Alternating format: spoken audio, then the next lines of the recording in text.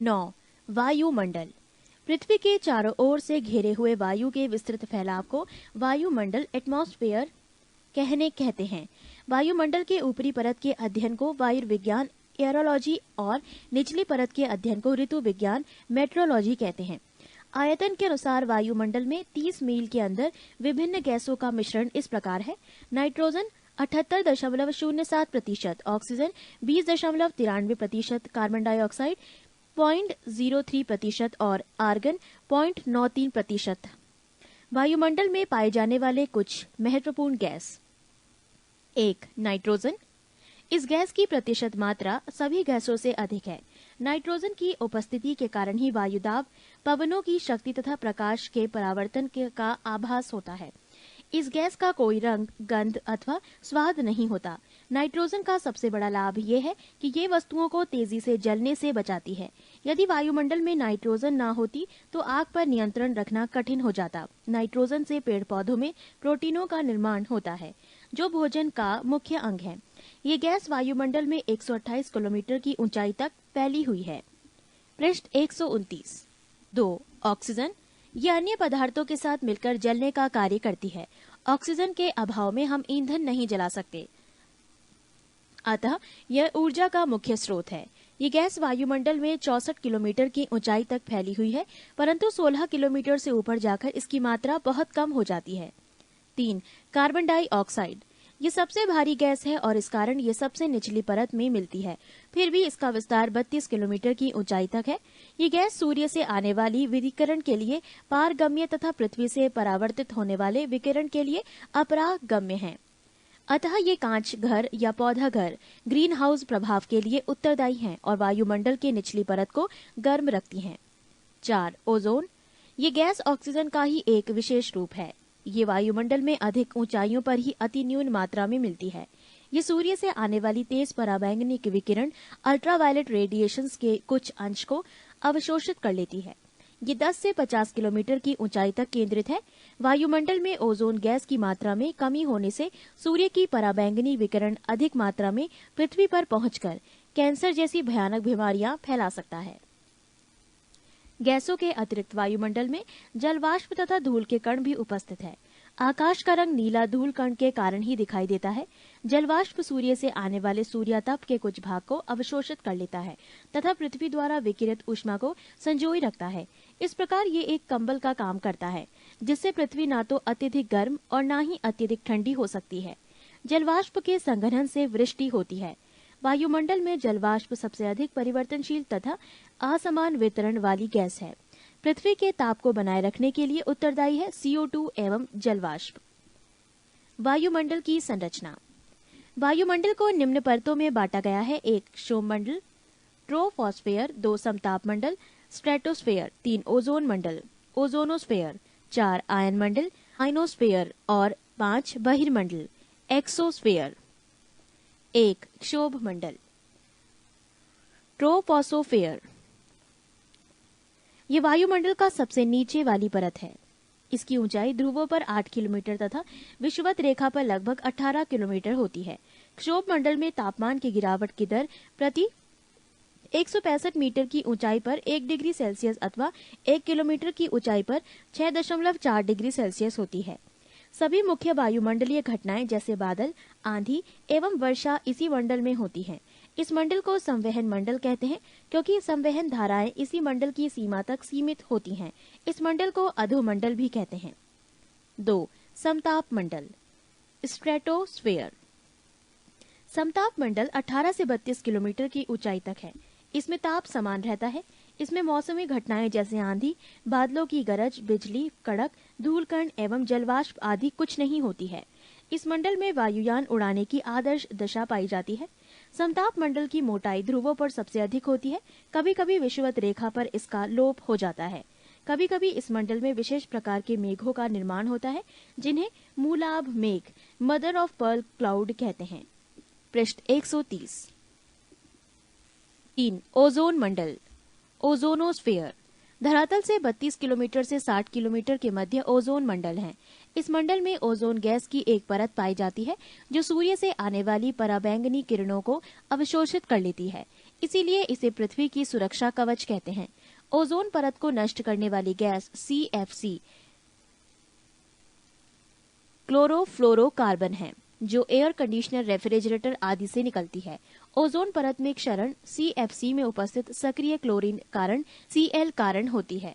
Ozone परत की मोटाई नापने में डाबसन इकाई का प्रयोग किया जाता है। इस मंडल में ऊंचाई के साथ तापमान बढ़ता जाता है। प्रति 1 किलोमीटर की ऊंचाई पर तापमान में 5 डिग्री सेल्सियस की वृद्धि होती है। 4. आयन मंडल, आयोनोस्फीयर। इसकी ऊंचाई 60 किलोमीटर से 640 किलोमीटर तक होती है। ये भाग कम वायुदाब तथा पराबैंगनी किरणों द्वारा आयनीकृत होता रहता है। इस मंडल में सबसे नीचे स्थित डी लेयर से लॉन्ग रेडियो वेव्स एवं E1, E2 और F1, F2 परतों से शॉर्ट रेडियो वेव परावर्तित होती है, जिसके फलस्वरूप पृथ्वी पर रेडियो, टेलीविजन, टेलीफोन एवं रडार आदि की सुविधा प्राप्त होती है। संचार उपग्रह इसी मंडल में अवस्थित होते हैं। 5. बाह्य मंडल, एक्सोस्फीयर। 640 किलोमीटर से ऊपर के भाग को बाह्य मंडल कहा जाता है। इसकी कोई ऊपरी सीमा निर्धारित नहीं है। इस मंडल में हाइड्रोजन एवं हीलियम गैस की प्रधानता होती है। सूर्यातप, आइनोसोलेशन। सूर्य से पृथ्वी तक पहुंचने वाले सौर विकिरण ऊर्जा को सूर्यातप कहते हैं। ये ऊर्जा लघु तरंगों के रूप में सूर्य से पृथ्वी पर पहुंचती है। वायुमंडल की बाहरी सीमा पर सूर्य से प्रति मिनट प्रति वर्ग सेंटीमीटर पर 1.94 कैलोरी ऊष्मा प्राप्त होती है। किसी भी सतह को प्राप्त होने वाली सूर्यातप की मात्रा एवं उसी सतह से परावर्तित की जाने वाली सूर्यातप की मात्रा के बीच का अनुपात एलिबडो कहलाता है। वायुमंडल गर्म तथा ठंडा निम्न विधियों से होता है। 1. विकिरण, रेडिएशन। किसी पदार्थ को ऊष्मा तरंगों के संचार द्वारा सीधे गर्म होने को विकिरण कहते हैं। उदाहरणतया सूर्य से प्राप्त होने वाली किरणों से पृथ्वी तथा उसका वायुमंडल गर्म होता है। यही एकमात्र ऐसी प्रक्रिया है जिससे ऊष्मा बिना किसी माध्यम के शून्य से होकर भी यात्रा कर सकती है। सूर्य से आने वाली किरणें लघु तरंगों वाली होती हैं, जो वायुमंडल को बिना अधिक गर्म किए ही उसे पार करके पृथ्वी तक पहुंच जाती हैं। पृथ्वी पर पहुंची हुई किरणों का बहुत सा भाग पुनः वायुमंडल में चला जाता है। इसे भौमिक विकिरण, टेरेस्ट्रियल रेडिएशन कहते हैं। भौमिक विकिरण अधिक लंबी तरंगों वाली किरण होती है, जिसे वायुमंडल सुगमता से अवशोषित कर लेता है। अतः वायुमंडल सूर्य से आने वाले सौर विकिरण की अपेक्षा भौमिक विकिरण से अधिक गर्म होता है। 2. संचालन, कंडक्शन। जब असमान ताप वाली दो वस्तुएं एक दूसरे के संपर्क में आती हैं, तो अधिक तापमान वाली वस्तु में कम तापमान वाली वस्तु की ओर ऊष्मा प्रवाहित होती है। ऊष्मा का ये प्रवाह तब तक चलता रहता है जब तक दोनों वस्तुओं का तापमान एक जैसा ना हो जाए। वायु ऊष्मा की कुचालक है, अतः संचालन प्रक्रिया वायुमंडल को गर्म करने के लिए सबसे कम महत्वपूर्ण है। इससे वायुमंडल की केवल निचली परत ही गर्म होती है। पृष्ठ 131। 3. संवहन, कन्वेक्शन। किसी गैसीय अथवा तरल पदार्थ के एक भाग से दूसरे भाग की ओर उसके अणुओं द्वारा ऊष्मा के संचार को संवहन कहते हैं। यह संचार गैसीय तथा तरल पदार्थों में इसीलिए होता है क्योंकि उनके अणुओं के बीच का संबंध कमजोर होता है। ये प्रक्रिया ठोस पदार्थों में नहीं होती है। जब वायुमंडल की निचली परत भौमिक विकिरण अथवा संचालन से गर्म हो जाती है तो उसकी वायु फैलती है, जिससे उसका घनत्व कम हो जाता है। घनत्व कम होने से वो हल्की हो जाती है और ऊपर को उठती है। इस प्रकार वो वायु निचली परतों की ऊष्मा को ऊपर के लिए ले जाती है। ऊपर से ठंडी वायु उसका स्थान लेने के लिए नीचे आती है और कुछ देर बाद वो भी गर्म हो जाती है। इस प्रकार संवहन प्रक्रिया द्वारा वायुमंडल क्रमशः नीचे से ऊपर गर्म होता है। वायुमंडल गर्म होने में ये मुख्य भूमिका निभाता है। 4. अभिवहन, एडवेक्शन। इस प्रक्रिया में ऊष्मा का क्षैतिज दिशा में स्थानांतरण होता है। गर्म वायु राशियां जब ठंडे इलाकों में जाती हैं तो उन्हें गर्म कर देती हैं। इससे ऊष्मा का संचार निम्न अक्षांशीय क्षेत्रों से उच्च अक्षांशीय क्षेत्रों तक भी होता है। वायु द्वारा संचालित समुद्री धाराएं भी उष्ण कटिबंधों से ध्रुवीय क्षेत्रों में ऊष्मा का संचार करती है। समताप रेखा वो कल्पित रेखा है जो समान तापमान वाले स्थानों को मिलाती है। समताप रेखाओं तथा तापमान के वितरण को निम्न लक्षण कहते हैं। 1. समताप रेखाएं पूर्व पश्चिम दिशा में अक्षांशों के लगभग समानांतर खींची जाती हैं। इसका कारण यह है कि एक ही अक्षांश पर स्थित सभी स्थानों पर एक ही मात्रा में सूर्याताप प्राप्त होता है और तापमान भी लगभग एक जैसा ही होता है। 2. जल और स्थान पर तापमान भिन्न होते हैं, अतः तटों पर समताप रेखाएं अकस्मात मुड़ जाती हैं। 3. दक्षिणी गोलार्ध में जल भाग अधिक है और वहां पर तापमान संबंधी विषमताएं कम पाई जाती हैं। इसके विपरीत उत्तरी गोलार्ध में जल भाग कम है और वहां पर तापमान संबंधी विषमताएं अधिक पाई जाती हैं। इस कारण दक्षिणी गोलार्ध में समताप रेखाओं में मोड़ कम आते हैं और उनकी पूर्व पश्चिम दिशा अधिक स्पष्ट है। 4. समताप रेखाओं के बीच की दूरी से ताप प्रवणता, तापमान के बदलने की दर का अनुमान लगाया जा सकता है। यदि समताप रेखाएं एक दूसरे के निकट होती हैं, तो ताप प्रवणता अधिक होती है। इसके विपरीत यदि समताप रेखाएं एक दूसरे से दूर होती हैं, तो ताप प्रवणता कम होती है। 5. उष्णकटिबंधीय प्रदेशों में तापमान अधिक होता है, अतः अधिक मूल्य वाली समताप रेखाएं उष्णकटिबंध में होती हैं। ध्रुवीय प्रदेशों में तापमान बहुत ही कम होता है, अतः वहां पर कम मूल्य की समताप रेखाएं होती हैं। संसार के अधिकांश क्षेत्रों के लिए जनवरी एवं जुलाई के महीनों में न्यूनतम अथवा अधिकतम तापमान पाया जाता है। यही कारण है कि तापमान विश्लेषण के लिए बहुधा इन्हीं 2 महीनों को चुना जाता है। तापांतर, रेंज ऑफ टेम्परेचर। अधिकतम तथा न्यूनतम तापमान के अंतर को तापांतर कहते हैं। ये 2 प्रकार का होता है। 1. दैनिक तापांतर। किसी स्थान पर किसी एक दिन के अधिकतम तथा न्यूनतम तापमान के अंतर को वहां का दैनिक तापांतर कहते हैं। ताप में आए इस अंतर को ताप परिसर कहते हैं। 2. वार्षिक तापांतर। जिस प्रकार दिन तथा रात के तापमान में अंतर होता है, उसी प्रकार ग्रीष्म तथा शीत ऋतु के तापमान में भी अंतर होता है। अतः किसी स्थान के सबसे गर्म तथा सबसे ठंडे महीने के मध्यमान तापमान के अंतर को वार्षिक तापांतर कहते हैं।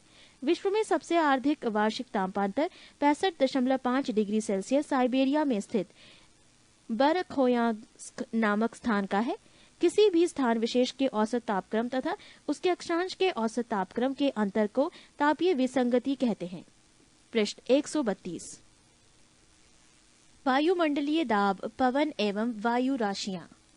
वायुदाब सामान्य दशाओं में समुद्र तल पर वायुदाब पारे के 76 सेंटीमीटर या 760 मिलीमीटर ऊंचे स्तंभ द्वारा पड़ने वाला दाब होता है। वायुदाब बैरोमीटर से मापा जाता है। वायुमंडलीय दाब को मौसम के पूर्वानुमान के लिए एक महत्वपूर्ण सूचक माना जाता है। वायुमंडलीय दाब की इकाई बार है। 1 बार बराबर 10 की पावर 5 N प्रति मीटर स्क्वायर। समदाब रेखा वो कल्पित रेखा जो समुद्र तल के बराबर घटाए हुए समान वायुदाब वाले स्थानों को मिलाती है, समदाब रेखा आइसोबार कहते हैं। वायुदाब को मानचित्र पर समदाब रेखा द्वारा दर्शाया जाता है। दूरी की प्रति इकाई पर दाब के घटने को दाब प्रवणता, प्रेशर ग्रेडियंट कहते हैं। जब समदाब रेखा एक दूसरे के पास होती है तो दाब प्रवणता अधिक होती है, परंतु जब समदाब रेखाएं एक दूसरे से दूर होती हैं तो दाब प्रवणता कम होती है। पृथ्वी के धरातल पर 4 वायुदाब कटिबंध हैं। 1. विषुवत रेखीय निम्न वायुदाब। ये पेटी भूमध्य रेखा से 10 डिग्री उत्तरी तथा 10 डिग्री दक्षिणी अक्षांशों के बीच स्थित है। यहाँ सालों भर सूर्य की किरणें लंबवत पड़ती हैं, जिसके कारण तापमान हमेशा ऊंचा रहता है। इस कटिबंध में धरातलीय क्षैतिज पवनें नहीं चलती, बल्कि अधिक तापमान के कारण वायु हल्की ऊपर होकर ऊपर को उठती है और संवहनीय धाराओं का जन्म होता है। इसीलिए इस कटिबंध को शांत कटिबंध या डोलड्रम कहते हैं। नोट: विषुवत रेखा पर पृथ्वी के घूर्णन का वेग सबसे अधिक होता है, जिससे यहाँ पर अपकेंद्रीय बल सर्वाधिक होता है, जो वायु को पृथ्वी के पृष्ठ से परे धकेलती है। इसके कारण भी यहाँ पर वायुदाब कम होता है। यंत्र और आविष्कारक: पारद वायु दाबमापी आविष्कारक E. टॉरिसेली, निद्रव वायु दाबमापी Lucien Vidie, Celsius thermometer Anders Celsius, केश आर्द्रता मापी D. सॉन्सर। 2. उपोष्ण उच्च वायुदाब। उत्तरी तथा दक्षिणी गोलार्धों में क्रमशः कर्क और मकर रेखाओं से 35 डिग्री अक्षांशों तक उच्च दाब पेटियां पाई जाती हैं। यहाँ उच्च दाब होने के 2 कारण हैं। 1. विषुवत रेखीय कटिबंध से गर्म होकर उठने वाली वायु ठंडी और भारी होकर कर्क तथा मकर रेखाओं से 35 डिग्री अक्षांशों के बीच नीचे उतरती है और उच्च वायुदाब उत्पन्न करती है। 2. पृथ्वी के दैनिक गति से के कारण उपध्रुवीय क्षेत्रों से वायु विशाल राशियां कर्क तथा मकर रेखाओं से 35 डिग्री अक्षांशों के बीच एकत्रित हो जाती हैं, जिससे वहां पर उच्च वायुदाब उत्पन्न हो जाती है। नोट, विषुवत रेखा से 30 से डिग्री 35 डिग्री अक्षांशों के मध्य दोनों गोलार्धों में उच्च वायुदाब की पेटियां उपस्थित होती हैं। इस उच्च वायुदाब वाली पेटी को अश्व अक्षांश कहते हैं। इसका कारण ये है कि मध्य युग में यूरोप में खेती के लिए पश्चिमी द्वीप समूह में पालदार जलयानों में लादकर घोड़े भेजे जाते हैं। इन जलयानों को इन अक्षांशों के बीच वायु शांत रहने के कारण आगे बढ़ने में कई कठिनाइयां होती थीं। अतः जलयानों का भार कम करने के लिए कुछ घोड़े समुद्र में फेंक दिए जाते थे। पृष्ठ 132 पर एक सर्कल में ध्रुवीय उच्च वायुदाब कटिबंध का एक चित्र दर्शाया गया है, जिसमें सबसे ऊपर ध्रुवीय उच्च, उपध्रुवीय निम्न 66 सही 1/2 डिग्री और 45 डिग्री, उपोष्ण उच्च 35 डिग्री और 23 सही 1/2 डिग्री, विषुवतीय निम्न 0 डिग्री और 10 डिग्री तथा उपोष्ण उच्च 23 सही 1/2 डिग्री और 35 डिग्री, उपध्रुवीय निम्न 45 डिग्री तथा 66 सही 1/2 डिग्री। ध्रुवीय उच्च, ये था ध्रुवीय उच्च वायुदाब कटिबंध का एक चित्र। पृष्ठ 133। इन उपध्रुवीय निम्न वायुदाब 45 डिग्री उत्तरी तथा दक्षिणी अक्षांशों से क्रमशः आर्कटिक तथा अंटार्कटिक वृत्तों के बीच निम्न वायुभार की पेटियां पाई जाती हैं, जैसे उपध्रुवीय निम्न दाब पेटियां कहते हैं। 4 ध्रुवीय उच्च वायुदाब 80 डिग्री उत्तरी तथा दक्षिणी अक्षांश से उत्तरी तथा दक्षिणी ध्रुव तक उच्च दाब पेटियां पाई जाती हैं। पवन, विंड, पृथ्वी के धरातल पर वायुदाब में क्षैतिज विषमताओं के कारण हवा उच्च वायुदाब क्षेत्र से निम्न वायुदाब क्षेत्र की ओर बहती है। क्षैतिज रूप से इस गतिशील हवा को पवन कहते हैं। ऊर्ध्वाधर दिशा में गतिशील हवा को वायुधारा एयर करंट कहते हैं। यदि पृथ्वी स्थिर होती है और उसका धरातल समतल होता तो पवन उच्च वायुदाब वाले क्षेत्र से सीधे निम्न वायुदाब वाले क्षेत्र की ओर समदाब रेखाओं पर समकोण बनाती हुई चलती है। परंतु वास्तविक स्थिति ये है कि पृथ्वी अपने अक्ष पर घूर्णन कर रही है और उसका धरातल समतल नहीं है। अतः पवन कई बल, कॉरियोलिस प्रभाव, अभिकेंद्रीय त्वरण एवं भूघर्षण। नोट, कॉरियोलिस प्रभाव, कॉरियोलिस इफेक्ट, पृथ्वी के घूर्णन के कारण पवनें अपनी मूल दिशा में विक्षेपित हो जाती हैं। इसे कॉरियोलिस बल कहते हैं। इसका नाम फ्रांसीसी वैज्ञानिक के नाम पर पड़ा है, जिसने सबसे पहले इस बल के प्रभाव का वर्णन 1835 ईस्वी में किया। इस बल के प्रभावाधीन उत्तरी गोलार्ध में पवनें दाहिनी ओर तथा दक्षिणी गोलार्ध में अपनी बाईं ओर मुड़ जाती है। इस विक्षेप को फेरेल नामक वैज्ञानिक ने सिद्ध किया था, अतः इसे फेरेल का नियम, फेरेल्स लॉ कहते हैं। इसे बाइज बेलेट नियम द्वारा भी समझा जा सकता है। इस नियम के अनुसार यदि कोई व्यक्ति उत्तरी गोलार्ध में पवन की ओर पीठ करके खड़ा हो तो उच्च दाब उसके दाईं ओर तथा निम्न दाब उसके बाईं ओर होगा। दक्षिणी गोलार्ध में स्थिति इसके ठीक विपरीत होगी। कॉरियोलिस बल प्रभाव विषुवत रेखा पर शून्य होता है, अर्थात विषुवत रेखा पर पवनों की दिशा में कोई विक्षेप नहीं होता है। इस बल का अधिकतम प्रभाव ध्रुवों पर होता है, अर्थात ध्रुवों पर पवनों की दिशा में अधिकतम विक्षेप होता है। पवन निम्न प्रकार के होते हैं: 1 प्रचलित पवन, 2 मौसमी पवन और 3 स्थानीय पवन। 1 प्रचलित पवन, पृथ्वी के विस्तृत क्षेत्र पर एक ही दिशा में वर्ष भर चलने वाली पवन को प्रचलित पवन या स्थायी पवन कहते हैं। स्थायी पवनें एक वायुभार कटिबंध से दूसरे वायुभार कटिबंध की ओर नियमित रूप से चला करती हैं। इसके उदाहरण हैं पछुआ पवन, व्यापारिक पवन और ध्रुवीय पवन। पछुआ पवन, दोनों गोलार्धों में उपोष्ण उच्च वायुदाब कटिबंधों से उपध्रुवीय निम्न वायुदाब कटिबंधों की ओर चलने वाली स्थायी हवा को इनकी पश्चिम दिशा के कारण पछुआ पवन कहा जाता है। पछुआ पवन का सर्वश्रेष्ठ विकास 40 डिग्री से 65 डिग्री दक्षिण अक्षांशों के मध्य पाया जाता है। यहाँ के इन अक्षांशों को गरजता 40, प्रचंड 50 तथा चीखता 60 कहा जाता है। ये सभी नाम नाविकों के लिए दिए हुए हैं। व्यापारिक पवन, लगभग 30 डिग्री उत्तरी और दक्षिणी अक्षांशों के क्षेत्रों या उपोष्ण उच्च वायुदाब कटिबंधों से भूमध्य रेखीय निम्न वायुदाब कटिबंधों की ओर दोनों गोलार्धों में वर्ष भर निरंतर प्रवाहित होने वाले पवन को व्यापारिक पवन कहा जाता है। कॉरियोलिस बल और फेरेल के नियम के कारण उत्तरी गोलार्ध में अपनी दाईं ओर तथा दक्षिणी गोलार्ध में अपनी बाईं ओर विक्षेपित हो जाता है। ध्रुवीय पवन, ध्रुवीय उच्च वायुदाब की पेटियों से उपध्रुवीय निम्न वायुदाब की पेटियों की ओर प्रवाहित पवन को ध्रुवीय पवन के नाम से जाना जाता है। उत्तरी गोलार्ध में इसकी दिशा उत्तर पूर्व से दक्षिण पश्चिम की ओर तथा दक्षिणी गोलार्ध में दक्षिण पूर्व से उत्तर पश्चिम की ओर है। पृष्ठ 134। 2. मौसमी पवन। मौसम या समय के परिवर्तन के साथ जिन पवनों की दिशा बदल जाती है उनको मौसमी पवन कहा जाता है, जैसे मानसूनी पवन, स्थल समीर तथा समुद्री समीर पवन। 3. स्थानीय पवन। प्रमुख गर्म स्थानीय पवन चिनूक। ये संयुक्त राज्य अमेरिका और कनाडा में रॉकी पर्वत श्रेणी के पूर्वी ढाल के साथ चलने वाला गर्म या शुष्क पवन है। ये पवन रॉकी पर्वत के पूर्व के पशुपालकों के लिए बड़ा ही लाभदायक है, क्योंकि शीतकाल की अधिकांश अवधि में ये बर्फ को पिघलाकर चरागाहों को बर्फ से मुक्त रखता है। फॉन। यह आल्प्स पर्वत के उत्तरी ढाल से नीचे उतरने वाली गर्म एवं शुष्क हवा है। इसका सर्वाधिक प्रभाव स्विट्जरलैंड में होता है। इसके प्रभाव से बर्फ पिघल जाती है और पशु चारकों के लिए चरागाह मिल जाता है। इसके प्रभाव से अंगूर जल्दी पक जाते हैं। हरमट्टन। ये सहारा रेगिस्तान से उत्तर पूर्व दिशा में चलने वाली गर्म एवं शुष्क हवा है। ये पवन सहारा से गिनी तट की ओर बहती है। गिनी तट पर इसे डॉक्टर हवा कहा जाता है। सिराको। ये सहारा मरुस्थल से भूमध्य सागर की ओर बहने वाली गर्म हवा है। जब ये भूमध्य सागर पार करती है तो आर्द्र हो जाती है और इटली पहुंच जाती है। इसके अन्य स्थानीय नाम भी हैं, जैसे 1. खमसिन मिस्र में, 2. गिबिली लीबिया में, 3. चिली ट्यूनीशिया में, 4. लेस्ट मेड्रिया में, 5. सिराको इटली में और 6. लेबेक स्पेन में। सिमूम। ये अरब रेगिस्तान में बहने वाली गर्म एवं शुष्क हवा है। Black roller. ये उत्तरी अमेरिका के विशाल मैदान में दक्षिणी पश्चिमी या उत्तरी पश्चिमी तेज धूल भरी चलने वाली आंधी है। Brick fielder. ये ऑस्ट्रेलिया के विक्टोरिया प्रांत में चलने वाली गर्म एवं शुष्क हवा है। नारवेस्टर। ये न्यूजीलैंड में उच्च पर्वतों से उतरने वाली गर्म एवं शुष्क हवा है।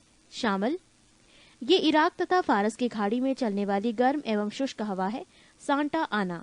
ये दक्षिणी कैलिफोर्निया में सांता आना घाटी से चलने वाली गर्म एवं शुष्क धूल भरी आंधी है। कोयम बेंग। ये जावा इंडोनेशिया में बहने वाली गर्म हवा है। ये तंबाकू की खेती को काफी नुकसान पहुंचाती है। जेट प्रवाह। Jet streams. क्षोभ मंडल की ऊपरी परत में बहुत तीव्र गति से चलने वाले संकरे, नलिकाकार एवं विसर्पी पवन प्रवाह को जेट प्रवाह कहते हैं। ये 6 से 12 किलोमीटर की ऊंचाई पर पश्चिम से पूर्व की ओर प्रवाहित होता है। ये दोनों गोलार्धों में पाया जाता है, परंतु उत्तरी गोलार्ध में ये अधिकांश शक्तिशाली होता है। इसमें वायु 120 किलोमीटर प्रति घंटा से चलती है। जेट प्रवाह वायुमंडलीय विक्षोभों, चक्रवातों, प्रतिचक्रवातों, तूफानों और वर्षा को उत्पन्न करने में सहायक होते हैं। आधुनिक खोजों के अनुसार एशिया में मानसून पवनों के कारण जेट प्रवाह माना जाता है। ये पृथ्वी पर तापमान के वितरण को संतुलन बनाने में भी महत्वपूर्ण भूमिका निभाता है।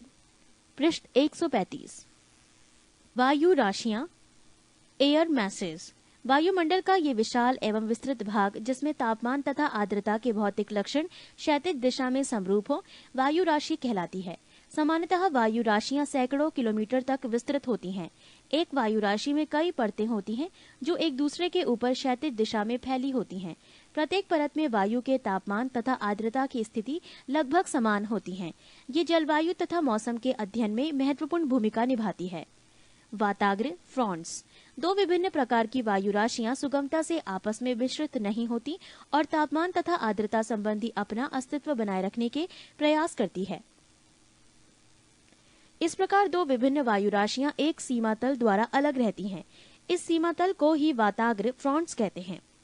जब गर्म वायु हल्की होने के कारण ठंडी तथा भारी वायु के ऊपर चढ़ जाती है तो उसे उष्ण वाताग्र, तथा जब ठंडी तथा भारी वायु उष्ण तथा हल्की वायु राशि के विरुद्ध आगे बढ़ती है तो उसे ऊपर की ओर उठा देती है, तो इसे शीत वाताग्र कहते हैं। आर्द्रता ह्यूमिडिटी। वायुमंडल में उपस्थित जलवाष्प को वायुमंडल की आर्द्रता कहते हैं। ये 3 प्रकार की होती है। 1. निरपेक्ष आर्द्रता एब्सोल्यूट ह्यूमिडिटी। वायु की प्रति इकाई आयतन में विद्यमान जलवाष्प की मात्रा को निरपेक्ष आर्द्रता कहते हैं। इसे ग्राम प्रति घन मीटर में व्यक्त किया जाता है।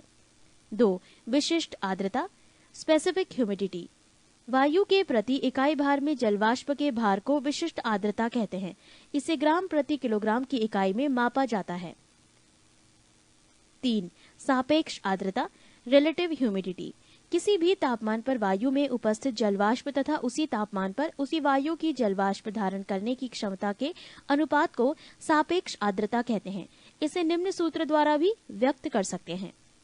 सापेक्ष आर्द्रता बराबर किसी ताप पर वायु में उपस्थित जलवाष्प की मात्रा बटे उसी ताप पर उसी वायु की जलवाष्प शोषण करने की क्षमता गुणा 100।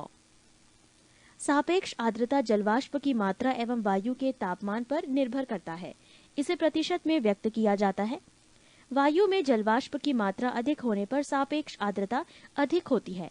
वायु का तापमान कम होने पर सापेक्ष आर्द्रता बढ़ जाती है एवं तापमान बढ़ जाने पर सापेक्ष आर्द्रता कम हो जाती है। संतृप्त वायु की सापेक्ष आर्द्रता 100% होती है। संघनन, कंडेंसेशन, जल की गैसीय अवस्था के तरल या ठोस अवस्था में परिवर्तित होने की क्रिया को संघनन कहते हैं। ये दो कारकों पर निर्भर करता है, एक तापमान में कमी पर तथा दो वायु की सापेक्ष आर्द्रता पर। ओसांक, ड्यू पॉइंट, वायु के जिस तापमान पर जल अपनी गैसीय अवस्था से तरल या ठोस अवस्था में परिवर्तित होता है उसे ओसांक कहते हैं। ओसांक पर वायु संतृप्त हो जाती है और उसकी सापेक्ष आर्द्रता 100% होती है। ओस पड़ने के लिए इस ओसांक का हिमांक 0 डिग्री सेल्सियस से ऊपर होना चाहिए। पाला या तुषार, फ्रॉस्ट, जब ओसांक हिमांक से नीचे होता है तब ओस के स्थान पर पाला पड़ता है। दूसरे शब्दों में जमी हुई ओस को ही पाला कहते हैं। कोहरा, फॉग, वायुमंडल की निचली परतों में एकत्रित धूलकण, धुएं के रज एवं संघनित जलपिंडों को कोहरा कहते हैं। ओसांक से नीचे वायु का तापमान कम होने पर कोहरे का निर्माण होता है। इसमें दृश्यता 1 किलोमीटर से कम होती है। पृष्ठ 136। धुंध, मिस्ट, हल्के फुल्के कोहरे को कुहासा या धुंध कहते हैं। इसमें दृश्यता 1 किलोमीटर से अधिक किंतु 2 किलोमीटर से कम होती है। बादल, क्लाउड्स, बादल मुख्यतः हवा के रुद्धोष्म एडियाबेटिक प्रक्रिया द्वारा ठंडे होने पर उसके तापमान के औसांक से नीचे गिरने से बनते हैं। ये अल्प घनत्व के कारण वायुमंडल में तैरते हैं। रूप के आधार पर बादल निम्न प्रकार के होते हैं। 1. पक्षाब बादल, ये हिम के कणों से बने ऊंचे सफेद और पतले बादल होते हैं। 2. कपासी बादल, इनका आकार समतल एवं शीर्ष गुंबदनुमा होता है। 3. स्तरी बादल, ये परतदार चादर जैसे लगते हैं। ये अधिकांश या पूर्ण आकाश को ढके रहते हैं। ये 2 या 3 किलोमीटर की ऊंचाई पर पाए जाते हैं। वर्षा, रेनफॉल, जब जलवाष्प की बूंदें जल के रूप में पृथ्वी पर गिरती है तो उसे वर्षा कहते हैं। वायु के ठंडा होने की विधियों के अनुसार वर्षा 3 प्रकार की होती है। 1. संवहनीय वर्षा, कन्वेक्शनल रेनफॉल, जब भूतल बहुत गर्म हो जाता है तो उसके साथ लगने वाली वायु भी गर्म हो जाती है। वायु गर्म होकर फैलती है और हल्की हो जाती है। ये हल्की वायु ऊपर को उठने लगती है और संवहनीय धाराओं का निर्माण होता है। ऊपर जाकर ये वायु ठंडी हो जाती है और इसमें उपस्थित जलवाष्प का संघनन होने लगता है। संघनन से कपासी मेघ बनते हैं जिससे घनघोर वर्षा होती है। इसे संवहनीय वर्ष कहते हैं। 2. पर्वतकृत वर्षा, ओरोग्राफिक रेनफॉल, जब जलवाष्प से लदी हुई गर्म वायु को किसी पर्वत या पठार की ढलान के साथ ऊपर चढ़ना पड़ता है तो ये वायु ठंडी हो जाती है। ठंडी होने से ये संतृप्त हो जाती है और ऊपर चढ़ने से जलवाष्प का संघनन होने लगता है। इससे वर्षा होती है। इसे पर्वतकृत वर्षा कहते हैं। 3. चक्रवाती वर्षा, साइक्लोनिक और फ्रंटल रेनफॉल, चक्रवातों द्वारा होने वाली वर्षा को चक्रवाती अथवा वाताग्री वर्षा कहते हैं। चक्रवात या प्रतिचक्रवात, चक्रवात प्रतिचक्रवात, इसकी उत्पत्ति विभिन्न प्रकार की वायु राशियों के मिश्रण के फलस्वरूप वायु की तीव्र गति से ऊपर उठकर बवंडर का रूप ग्रहण करने से होती है। चक्रवात केंद्र में कम दाब की स्थापना होने पर बाहर की ओर दाब बढ़ता जाता है। इस अवस्था में हवाएं बाहर से भीतर की ओर चलती हैं। इसे ही चक्रवात कहा जाता है। चक्रवात में वायु चलने की दिशा उत्तरी गोलार्ध में घड़ी की सुइयों के विपरीत एंटी क्लॉकवाइज एवं दक्षिणी गोलार्ध में घड़ी की सुई दिशा क्लॉकवाइज में बद होती है। टॉर्नेडो, हरिकेन्स व टाइफून चक्रवात के उदाहरण हैं। प्रति चक्रवात, जब केंद्र में दाब अधिक होता है तो केंद्र से हवाएं बाहर की ओर चलती हैं। इसे प्रति चक्रवात कहा जाता है। इसमें वाताग्र फ्रंट्स का अभाव होता है। प्रति चक्रवात में वायु की दिशा उत्तरी गोलार्ध में घड़ी की सुइयों के अनुकूल क्लॉकवाइज तथा दक्षिणी गोलार्ध में घड़ी की सुइयों के विपरीत एंटी क्लॉकवाइज होती है। चक्रवात में हवा केंद्र की तरफ आती है और ऊपर उठकर ठंडी होती है और वर्षा कराती है, जबकि प्रति चक्रवात में मौसम साफ होता है। टॉर्नेडो, ये भयंकर अल्पकालीन तूफान है। ऑस्ट्रेलिया एवं संयुक्त राज्य अमेरिका के मिसिसिपी इलाकों में इस तूफान को टॉर्नेडो कहा जाता है। ये जल एवं स्थल दोनों में उत्पन्न होता है। इसमें स्थलीय हवाओं का वेग 325 किलोमीटर प्रति घंटा होता है। हरिकेन्स अटलांटिक महासागर में उठने वाली तथा पश्चिमी द्वीप समूह के चारों ओर चलने वाली भयंकर चक्रवाती तूफान है। इसकी गति 121 किलोमीटर प्रति घंटा होती है। टाइफून प्रशांत महासागर में उठने वाली तथा चीन सागर में चलने वाली वक्रगामी कटिबंधी चक्रवात को टाइफून कहते हैं। इसकी गति 160 किलोमीटर प्रति घंटा होती है। पृष्ठ 137।